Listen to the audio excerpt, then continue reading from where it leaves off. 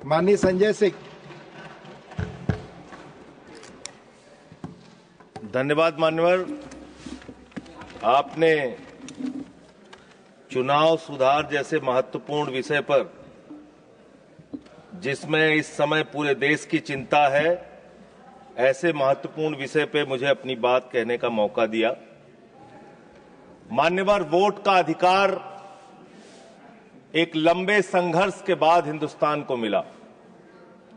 अंग्रेजों ने 190 साल तक हिंदुस्तान पर राज किया।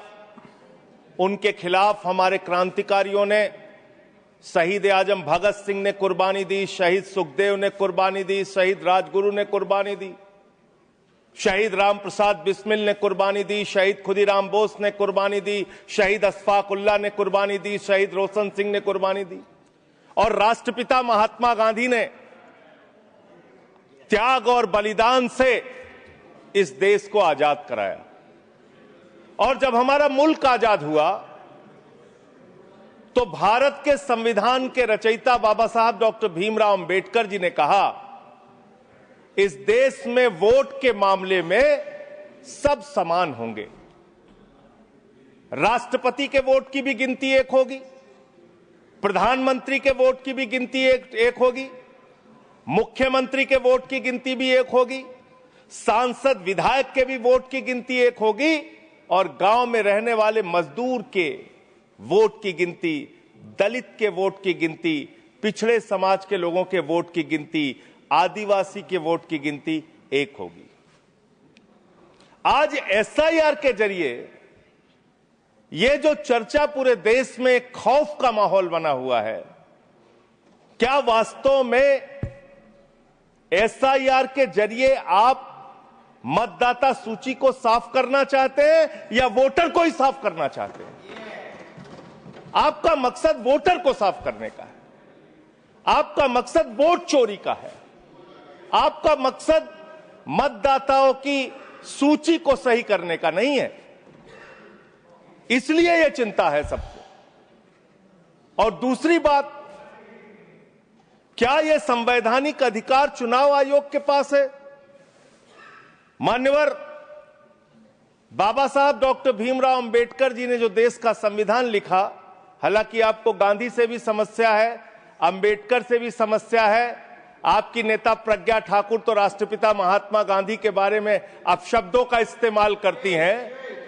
आप लोगों को गांधी के आदर्शों से कोई लेना देना नहीं। विषय पे ही बोल रहा हूं। विषय है ये, विषय पे बोल रहा हूं। डिस्कशन, गांधी के त्याग से ही वोट का अधिकार मिला है सर। बोले सर, गांधी के त्याग से ही वोट का अधिकार मिला। अलग बहस करने की आपका नहीं तो अगर गांधी का नाम ले लिया तो इसमें क्या समस्या है? आप समस्या सर, इसमें क्या समस्या है? विषय पर बोलिए, विषय पर बोलिए सर। बाबा साहब डॉक्टर भीमराव अंबेडकर जी ने जो संविधान लिखा, उस संविधान की धारा 327 क्या कहती है? Power of parliament to make provision with respect to elections to legislatures subject to the provisions of this constitution, parliament from time to time by law make provision with respect to all matters relating to or in connection with elections to either house of parliament or to the house of or either house of the legislature of a state, including the preparation of electoral rolls, the delimitation of constituencies and all other matters necessary of securing the due constitution of such house or houses। इसको हिंदी में भी पढ़ देना जरूर।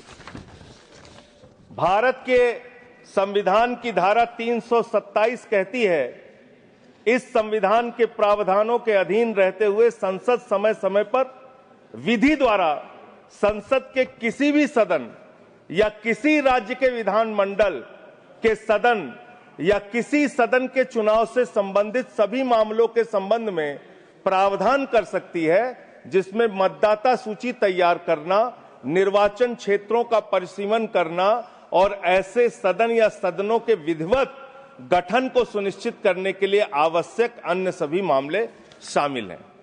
यानी कि चुनाव के मतदाता सूची बनाने से लेकर, परिसीमन करने से लेकर चुनाव संपन्न कराने तक का जो अधिकार चुनाव आयोग को मिलता है वो धारा 327 के तहत मिलता है, संविधान के तहत मिलता है। उसी के तहत चुनाव आयोग काम करेगा। चुनाव आयोग कोई राजनीतिक पार्टी नहीं है, उसको चुनाव नहीं लड़ना है। चुनाव लड़ना है राजनीतिक पार्टियों को। राजनीतिक पार्टियां बैठती हैं पार्लियामेंट में और संविधान के मुताबिक जो 327 के तहत पावर चुनाव आयोग को दी जाएगी, उसी के तहत चुनाव संपन्न होगा। अब आगे आ जाइए सर। अब लोक प्रतिनिधित्व कानून 1950 क्या कहता है, जिसमें मतदाता सूची का जिक्र है। इसमें साफ तौर पे लिखा हुआ है, इसकी धारा 20 उपधारा 3 में अंतर्विष्ट किसी बात के होते हुए भी निर्वाचन आयोग किसी भी निर्वाचन क्षेत्र या निर्वाचन क्षेत्र के भाग के लिए निर्वाचक नामावली में ऐसी रीति में जिसे वह ठीक समझे विशेष पुनरीक्षण के लिए निर्देश उन कारणों से जो अवलिखित किए जाएंगे किसी भी समय दे सकेगा। कारण अवलिखित किए जाएंगे, ये साफ तौर पे यहां लिखा हुआ है। एसआईआर आप क्यों करा रहे हैं, ये कारण आपको देश को बताना पड़ेगा, ये कारण आपको देश के सामने रखना पड़ेगा।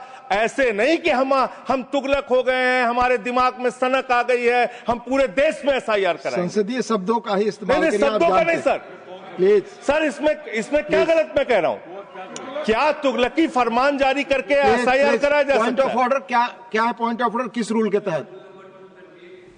238 sir. हाँ बोलिए। Clause 5, reflect upon the conduct of persons in high authority unless the discussion is based on a substantive motion. I have already intervened. Please take your seat. हाँ माननीय संजय जी बोलिए आप।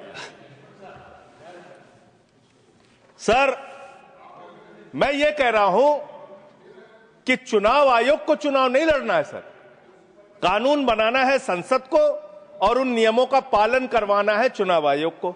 तो आपको जब ये ताकत ही नहीं है एसआईआर की, एसआईआर कराने की ताकत ही नहीं है, आप किसी विशेष परिस्थिति में कारण लिखकर तब आप किसी क्षेत्र का, मात्र किसी क्षेत्र का आप एसआईआर करा सकते हैं। पूरे देश का एसआईआर आप नहीं करा सकते। दूसरी बात सर, आते हैं बिहार के ऊपर। उससे पहले मैं थोड़ा जिक्र दिल्ली के चुनावों का कर लूं। दिल्ली के अंदर मान्यवर, मैं एक चीज आपको स्पष्ट कर दूं माननीय संजय जी। हाँ मैं समय दूंगा। मेरा टाइम। माननीय चेयरमैन ने यह बहस शुरू होने के समय ही 3 चीजें बहुत स्पष्ट की थी। उसमें एक ये भी बताया था कि honourable members, I would like to remind you that matters concerning a special intensive revision of electoral laws in various states are presently sub judice and under adjudication of the Supreme Court of India. In this context, your attention is invited to Rule 238(1) of the Rules of Procedure and Conduct of Business in the Council of States, which states that a member while speaking shall not refer to any matter of fact on which a judicial decision is pending. Already judicial decision pending. Judicial decision पे तो मैं बात ही नहीं कर रहा हूं। Anything by you breach sir, जो प्रक्रिया संपन्न हो गई मैं उसकी और आपका इशारा कर रहा हूं डिसीजन की तरफ। सर, चुनाव सुधार, मैं सुप्रीम कोर्ट के बारे में कोई बात ही नहीं कर रहा हूं sir. You are discussing SIR. मैं तो सिर्फ प्रोसेस के बारे में बात कर रहा हूं। फिर मैंने आपको बता दिया। प्लीज आप बोले। सर, देश में जो दिल्ली का जो चुनाव हुआ सर, उस दिल्ली के चुनाव में हमने बार बार शिकायत की चुनाव आयोग से। चुनाव आयोग चुनाव के दौरान दी गई शिकायतों को गंभीरता से लेने और उसका निस्तारण करने के लिए बना है। दिल्ली के अंदर जो नई दिल्ली कॉन्स्टिट्यूएंसी है, अरविंद केजरीवाल जी की कॉन्स्टिट्यूएंसी, वहां पर सर चुनाव शुरू होने से पहले ही 42,000 वोट काट दिए गए। 42,000 वोट काट दिए गए। उसका कोई कारण पता नहीं क्यों काट दिए गए। वो 42,000 वोट काट दिए गए। मान्यवर, इसी विधानसभा के क्षेत्र में लोकसभा के चुनाव में जिन मंत्रियों के घर में 3 वोट था, जिन सांसदों के घर में 5 वोट था, वहां किसी के घर में 33 वोट हो गया, किसी के घर में 26 वोट हो गया, किसी के घर में 22 वोट हो गया। और इसका सारा प्रमाण मान्यवर हम लोगों ने चुनाव आयोग को लिख कर दिया। तो आप तो कहते हैं मुसलमान देश की आबादी बढ़ा रहे हैं। आप तो 6-6 महीने में 18-18 साल के बच्चे बढ़ा ले रहे हैं, 33-33 वोट बढ़ा ले रहे हैं। ये कहां से आ रहे हैं? ये कहां से आ रही है? आबादी आपकी कैसे बढ़ रही है? दिल्ली में पूरी तरीके से आपने चुनाव का घपला किया, जिसका हम लोगों ने लिखित शिकायत दी थी। एक ही भारतीय जनता पार्टी के पदाधिकारी ने 11,000 वोट कटवाने के लिए शाहदरा में एप्लीकेशन दी थी। 24 बीजेपी के कार्यकर्ताओं ने 4800 वोट कटवाने की एप्लीकेशन जनकपुरी में। सर चुनाव की गड़बड़ी, सर चुनाव की गड़बड़ी, क्या सर चुनाव की गड़बड़ी पे हम नहीं बोल सकते? सर फिर हमारा टाइम जा रहा है, सर फिर हमारा टाइम जा रहा है। स्पीक ऑन द सब्जेक्ट, आपका समय जा रहा है क्योंकि आप विषय से बाहर बोल रहे हैं। सर आप बताइए, चुनाव की गड़बड़ी पे मैं नहीं बोल सकता। सर मैं आपसे विनम्रतापूर्वक पूछना चाहता हूं, क्या चुनाव की गड़बड़ी पे मैं नहीं बोल सकता? आप चुनाव में हो रही गड़बड़ियों पे नहीं बोल सकता। इलेक्शन रिफॉर्म्स के पक्ष और विपक्ष में हम इलेक्शन रिफॉर्म्स कैसे होगा जब गड़बड़ियां नहीं बताएंगे? सर उन चीजों के बारे में जब गड़बड़ियां बताएंगे नहीं तो रिफॉर्म्स कैसे होगा? संसद में उठा चुके हैं जिन चीजों को। सर मैं आपसे हाथ जोड़कर पूछना चाहता हूं, एक सेकंड प्लीज। सर मैं आपसे विनम्रतापूर्वक पूछना चाहता हूं, चुनाव की गड़बड़ियों के बारे में अगर सदन को आपको नहीं बताऊंगा सर, तो उसका रिफॉर्म्स कैसे होगा? तो दिल्ली में अगर एक गड़बड़ी हुई है, जरूर आप बोले, ये आपका अधिकार है, पर स्पेसिफिक जो उदाहरण दे रहे हैं उसके बारे में पहले आप उठा चुके हो, अमान्य हो चुकी है चीजें। प्लीज नहीं सर, नहीं सर, नहीं सर, सर आपका समय जा रहा है, please come on the subject. Delhi के अंदर बड़े पैमाने पर वोट काटे गए और चुनाव में खुलेआम गड़बड़ियां की गई। अब बात करते हैं बिहार में। सर बिहार में आपने अचानक कहा पूरे राज्य का SIR होगा। SIR आपने कराया, करीब 65 लाख वोट काट दिए वहां पे। और मान्यवर, मैं आपके सामने कुछ विधानसभाओं की सूची पढ़ना चाहूंगा। मोतिहारी में 54,000 वोट काट दिया, बीजेपी 13,000 वोट से जीती। गोपालगंज में 66,000 वोट काट दिया, बीजेपी 28,000 वोट से जीती। संजय जी बरौली में 46,000 वोट काट दिया, बीजेपी 12,000 वोट से जीती। अनमोल में 37,000 वोट काट दिया, बीजेपी। ये सारी चीजें सुप्रीम कोर्ट में नहीं जाएगी रिकॉर्ड पे।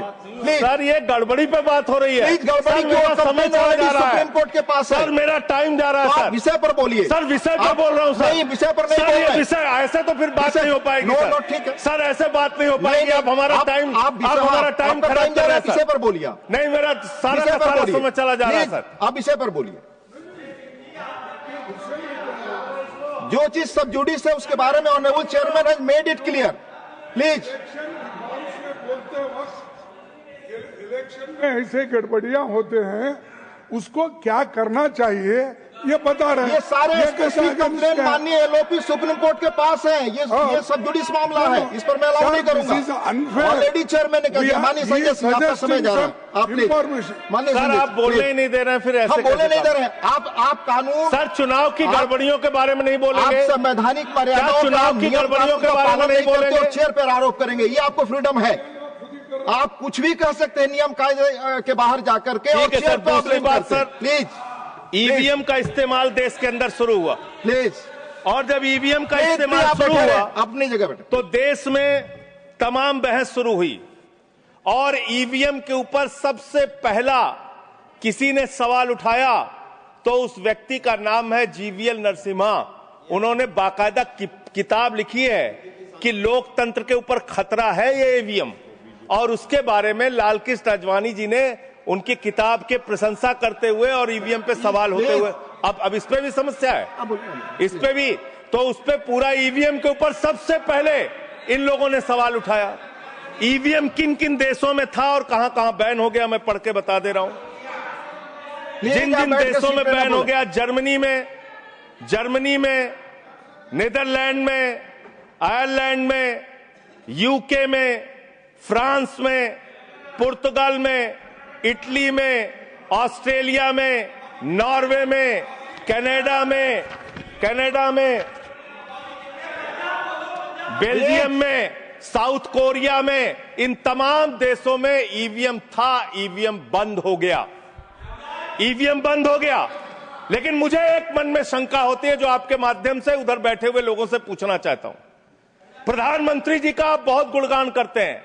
आप कहते हैं प्रधानमंत्री जी बहुत लोकप्रिय हैं, प्रधानमंत्री जी की लोकप्रियता चमक रही है, वो महामानव हैं, विश्व गुरु हैं। तो ये कौन सी लोकप्रियता है प्रधानमंत्री जी की कि भाई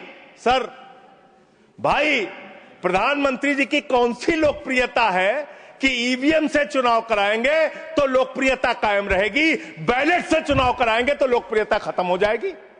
अरे भैया, दोनों में अगर लोकप्रियता कायम है तो बैलेट से चुनाव करा लो, उसमें भी पता चल जाएगा कितने लोकप्रिय है प्रधानमंत्री जी, कितनी लोकप्रिय है भारतीय जनता पार्टी, कितने लोकप्रिय हैं आप लोग, ये आपको पता चल जाएगा। दूसरी बात मान्यवर, दूसरी बात, आपने अभी मैंने सुना कि डिटेंशन सेंटर बनाएंगे घुसपैठियों के लिए, और यह कहा गया कि इस पूरी चुनाव की प्रक्रिया के तहत जो लोग पकड़े जाएंगे घुसपैठिए, उनको उस डिटेंशन सेंटर में रखा जाएगा। मैं आपके माध्यम से इस सरकार से पूछना चाहता हूं, 11 साल से इस देश में ट्रंप की सरकार तो है नहीं, न बराक ओबामा की सरकार है, न बाइडेन की सरकार है, यहां पर प्रधानमंत्री नरेंद्र मोदी जी हैं और गृह मंत्री अमित शाह जी हैं। आपने 11 साल में कितने घुसपैठिए हिंदुस्तान से भगाए, इसके बारे में आंकड़ा दीजिए सदन को आप जानकारी दीजिए। आप बिहार जाते हैं, वहां घुसपैठिया चिल्लाते हैं, झारखंड जाते हैं, वहां घुसपैठिया चिल्लाते हैं, दिल्ली आते हैं, वहां घुसपैठिया चिल्लाते हैं, हरियाणा जाते हैं, वहां घुसपैठिया चिल्लाते हैं, महाराष्ट्र जाते हैं, वहां घुसपैठिया चिल्लाते हैं, आसाम जाते हैं, वहां घुसपैठिया चिल्लाते हैं, घुसपैठिया पकड़ नहीं पाते। यह कौन सा घुसपैठिया है? जहां पर चुनाव होगा वहां आपको घुसपैठिया मिल जाते हैं, आप पूरा चुनाव उसके ऊपर करते हैं। कितने घुसपैठिया बिहार में मिले, इसको बताइए, देश को, इस सदन में बताइए। मैं आपको बताना चाहता हूं मान्यवर, मात्र 315 वहां पर विदेशी नागरिक मिले, जिसमें 78 मुसलमान थे, बाकी नेपाल के हिंदू थे। उसको आप इसलिए आंकड़ा नहीं जारी कर रहे हैं, 65 लाख में सिर्फ 315 मिले। आपकी छाती पे तो सांप लौटने लगा, आपको तो मजा आया नहीं। आप डिटेंशन सेंटर बना रहे हैं उत्तर प्रदेश में। डिटेंशन सेंटर का पता है आपको? कानून, अंतर्राष्ट्रीय नियम। आपको स्कूल बनाने के लिए पैसा नहीं है, आपको अस्पताल बनाने के लिए पैसा नहीं है, मिड डे मील में आप बच्चों को नमक रोटी खिला रहे हैं, नौजवानों को रोजगार देने के लिए आपके पैसा नहीं है, खाद की बोरी देने के लिए पैसा नहीं है। आप कह रहे हैं आप अपनी सनक को पूरा करने के लिए डिटेंशन सेंटर बनाएंगे, जहां पे घुसपैठियों को रखेंगे, उनको फ्री बिजली, फ्री पानी, फ्री एजुकेशन, रहने का घर, सड़क, सब आप अपने पैसे से देंगे, देश की जनता के पैसे से देंगे। इसलिए मैं आपके माध्यम से सरकार को चेतावनी देना चाहता हूं, अगर कोई बांग्लादेशी मिले, कोई पाकिस्तानी मिले, कोई अफगानिस्तानी मिले, तो उसको उसके देश वापस भेज देना। हमारे पैसे से उनको यहां पे डिटेंशन सेंटर और घर बना के फ्री में बिजली, फ्री में पानी, फ्री में शिक्षा, फ्री में इलाज मत करना। और ज्यादा अगर आपको चिंता हो तो अपने घर के बाहर एक घर बना लेना, वहां रख लेना, वहां रख लेना, अपने घर में रख लेना। हम लोगों का पैसा मत बर्बाद करो अपनी सनक के चक्कर में, अपने सनक के चक्कर में। दूसरी बात, सनक शब्द असंसदीय शब्द ना बोले। नहीं सर, सनक सर क्या क्या बोलते हैं ये लोग, किसको किसको गाली नहीं देते हैं। संसदीय शब्द ही बोलना है, और आपको भी बोलना है सर। बांग्लादेशी घुसपैठिया की ये लोग बात कर रहे हैं। लश्कर तोयबा का आतंकवादी इनके माइनॉरिटी मोर्चा का अध्यक्ष था जम्मू कश्मीर में। लश्कर तोयबा का सब्जेक्ट पर तालिब हुसैन, सब्जेक्ट पर that will go the subject है, ये डिस्कशन सब्जेक्ट है सर। लश्कर तोयबा के आतंकवादियों को अपनी पार्टी में आप रखते हो, लश्कर तोयबा के आतंकवादियों को अपनी पार्टी में रखते हो, लश्कर तैयबा के आतंकवादियों को अपनी पार्टी में रखते हो, आतंकवादियों को अपनी पार्टी में रखते हो। आप यहाँ पे खाली देश का माहौल बिगाड़ना चाहते हो। मान्यवर, अभी उत्तर प्रदेश में चल रहा है SIR। उत्तर प्रदेश में अभी हमारी मीटिंग हुई वहां के मुख्य निर्वाचन अधिकारी से, वो कह रहे हैं 18% वोट काटे जाएंगे, करीब करीब 3 करोड़ वोट हमारे प्रदेश में काटे जाएंगे। और कैसे काटे जा रहे हैं? प्लीज संजय जी आप इधर बोलिए, चेयर की तरफ। क्या आप जानना चाहते हैं? आप आपस में बहस कराइए सर, उनको खड़ा कीजिए, सर उनको खड़ा कीजिए, बहस कराइए। आप बोले कोई चीज जानते। हमारी मीटिंग हुई सर, हमारी पार्टी के प्रतिनिधि गए, वहां कहा गया 18% वोट काटे जाएंगे। क्या इस सदन की चिंता नहीं होनी चाहिए? उत्तर प्रदेश में आप 3 करोड़ वोट काटेंगे, 3 करोड़ वोट काटेंगे। आपने रामपुर के अंदर एक 80 साल की बूढ़ी महिला, सर मैं मिलने गया, आपको दर्द बताना चाहता हूं। 80 साल की बूढ़ी महिला, बैठ जाइए, बैठ जाइए, बैठ जाइए। आप लोग फालतू बोलते रहते हो। पर ही बोले वही रिकॉर्ड पे लश्कर तैयबा के आतंकवादियों को अपनी पार्टी में रखते हो तुम लोग। कमेंट नहीं कर सकते। लश्कर तैयबा के आतंकवादियों को रखते हो अपनी पार्टी में। सर रामपुर में एक बूढ़ी महिला 80 साल की, उसका नाम है नूर जहां। सदन को उसकी चिंता सुननी चाहिए। उसने अपने 2 बेटे जो कुवैत में रहते हैं उनका फॉर्म भर दिया। उस 80 साल की बूढ़ी महिला नूर जहां के ऊपर मुकदमा हो गया सर, जबकि चुनाव आयोग का नियम कहता है कि अगर कोई आपका हिंदुस्तानी बच्चा विदेश में रहता है, उसका भी मतदाता हिंदुस्तान में वो बन सकता है। मां ने फॉर्म भरा, आपने धन्यवाद संजय जी। अरे सर हमारी पार्टी में से, अरे हमारी पार्टी में से 1 आध मिनट ले लीजिए। ऑलरेडी मेरे पार्टी का समय है। 1 मिनट अधिक दिया सर, मैं दल का नेता हूं, मेरे पास अधिक दिया। सर मैं पार्टी का नेता हूं, मेरे पास टाइम है। ऑलरेडी 1 मिनट अधिक दिया। टाइम है सर। आपने लिखकर पहले नहीं दिलवाया। तो हम टाइम हमारे में से काट लीजिएगा, हमारे में से टाइम काट लीजिएगा। आप जल्दी बोलिए। 1 मिनट मुझे और दीजिए। आप 1 मिनट में कंक्लूड। सर मैं अंत में यही कहना चाहता हूं, आपके इस जोर दबाव के चक्कर में हिंदुस्तान के 35 बीएलओ अब तक अपनी जान गंवा चुके हैं। ये सदन, अरे कहां मंत्री जी, आपको कैसे पता चलेगा? इस सदन को श्रद्धांजलि देना चाहिए। उन 35 लोगों की हत्या की है आप लोगों ने। सर सेक्रेटरी जनरल, उन बीएलओ की हत्या के जिम्मेदार ये लोग हैं। सर धन्यवाद। Nothing is going on record. Please आपका समय ओवर हो गया।